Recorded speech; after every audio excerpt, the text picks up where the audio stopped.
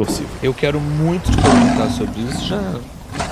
Eu espero estar respondendo a conversa. Vai, mas eu tô aprendendo. Vou na onda. Justamente, como judeu, foi muito impressionante descobrir esse antissemitismo que estava adormecido ou envergonhado. Da Europa agora, exatamente. Exatamente. Do mundo inteiro, de modo geral, né? E aí voltou, na verdade, foi retomada uma discussão sobre se Israel é ou não é a terra ancestral do povo judeu. Os argumentos costumam ir só até 45, né? Então, talvez um pouquinho ali no início do século XX, quando falam sobre o Barão de Rothschild, que compra as terras e lá tal. No Cesareia. Exatamente. E aí, esses são os argumentos utilizados sempre para dizer que aquela não é a terra ancestral dos judeus.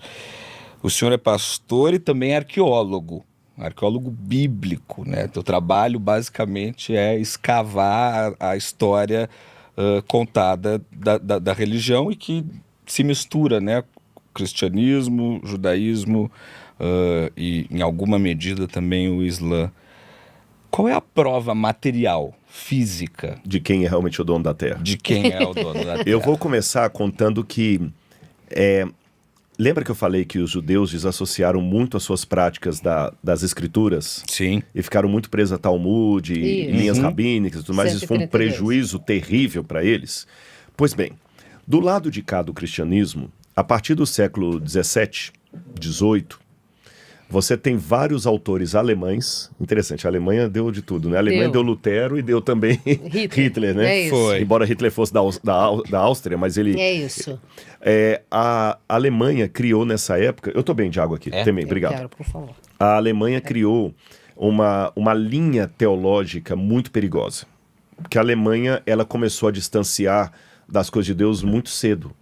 Isso é interessante, você sabe que... Alemanha? Alemanha. Você sabe que tem grupos que têm uma identidade social grupal, né? Você pega, por exemplo, os japoneses, eles têm um perfil, os chineses é diferente. Aqui no Brasil, você vê um nordestino, ele tem uma característica do nordestino. O gaúcho, ele tem uma característica do sulista. Isso. É quase que um status quo, um establishment, né? Em alemão, você chama isso de Sitzenleben, que é o assentamento da vida, né? Aí a Alemanha, ela começou assim, a sempre questionar as coisas de Deus. Eu tenho uma dedução, pode ser que eu esteja errado.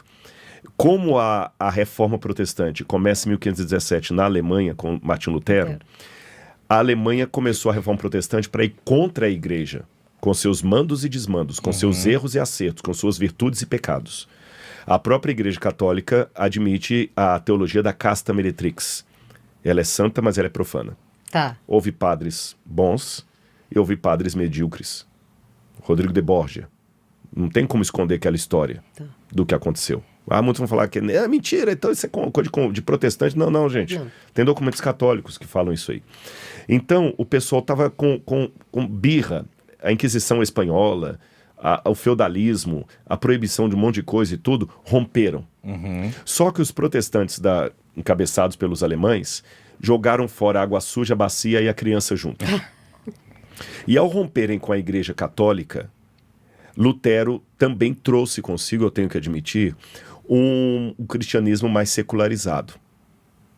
O capitalismo, por exemplo, ele nasce num berço protestante. Adam Smith, todo esse pessoal aí e tal.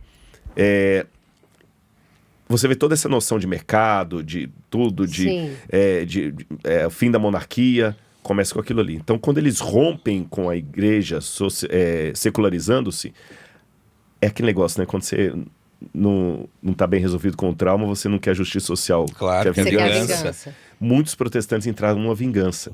Tanto é que uma história pouco contada é que se por um lado você tinha o papado perseguindo o protestante, mas em países de domínio protestante você tinha um rei também mandando perseguir católicos. Miguel de Cervé, por exemplo, foi morto na fogueira lá na Suíça, a mando de Calvino. Sim. Muita gente tenta redimir Calvino. Não, Calvino não participou, você está mentindo, ele não queria que Miguel de Cervé fosse... Tudo bem, mas ele também não impediu. Não, ele não se levantou e colocou. Exatamente. Outro dia um júri no Piauí não absolveu Judas. A gente Absolveu deu essa Judas. notícia, já pensou? inclusive, no E Miguel de Rivotril. Cervé, mesmo que você fale que eu estou mentindo, que Calvino não tinha nada a ver com isso, Miguel de Cervé não foi morto por católicos. Ponto. Tá. Então nós temos uma Inquisição protestante também. E Lutero era altamente antissemita. Em Wittenberg, lá Não sabia também. em Wittenberg, lá na igreja luterana, lá tem porco para todo lado lá, porque nenhum judeu entrasse ali. Tem muitos documentos de Lutero antissemita. Então a Alemanha tinha uma característica muito forte, antissemita e secularizante. Tanto é que o protestantismo, em pouco tempo, começou a criar, a fortes raízes, uma teologia igualmente secularizada. Nesse ponto interessante, a Igreja Católica ficou mais tradicional. Aí surgiu na Alemanha porque os católicos alemães, eles são muito tradicionais. Exatamente. Aí surgiu nas escolas de teologia protestantes uma separação entre aquele que a gente chama de Aufklärung alemão, que é o iluminismo alemão, e o pietismo alemão.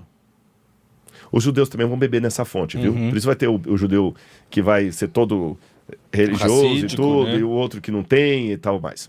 Então, nesse aspecto, eles começaram a fazer uma diferença entre o que é histórico e o que é historial. Essa palavra historial não existe em português, eu a criei aqui, porque são um termo alemão que não tem como traduzir. Você tem historisch, que é o histórico que aconteceu de fato, e o Geschichte, que é a lenda, o mito. É o que se conta. Não é bem um mito nem a lenda, o que é narrado. Tá. Para o pessoal de casa entender, é o seguinte, o Tiradentes histórico é um. Tá. Aquele Tiradentes de lado, com cabelo grande, barba e vestido de branco. Imitando Jesus. Aquele é o Geschichte. Tá. Tá bom? É o do artista. Tá. Então não é bem um mito, não é uma lenda, mas é um embelezamento do que não foi desse jeito. Tá. Perfeito. Então eles começaram a falar o que é histórico e o que é historial. O que é histórico e o que é historial. O mito. E começaram a emplacar isso na Bíblia. E eles começaram a dizer, por exemplo, que Moisés não escreveu o Gênesis. O Gênesis, Êxodo, Levítico, Números, é uma coxa de retalhos produzida por escribas judeus da época do cativeiro da Babilônia, um pouquinho antes da Babilônia e depois da Babilônia. Por exemplo, o profeta Daniel, não existiu nenhum Daniel na Babilônia. Isso foi uma figura, uma personagem inventada por judeus na época dos Macabeus. E as profecias que a Bíblia dizia, eles chamavam de vaticínio ex eventum, ou seja, era uma falsa profecia escrita depois que a coisa aconteceu para dar a impressão de prognóstico.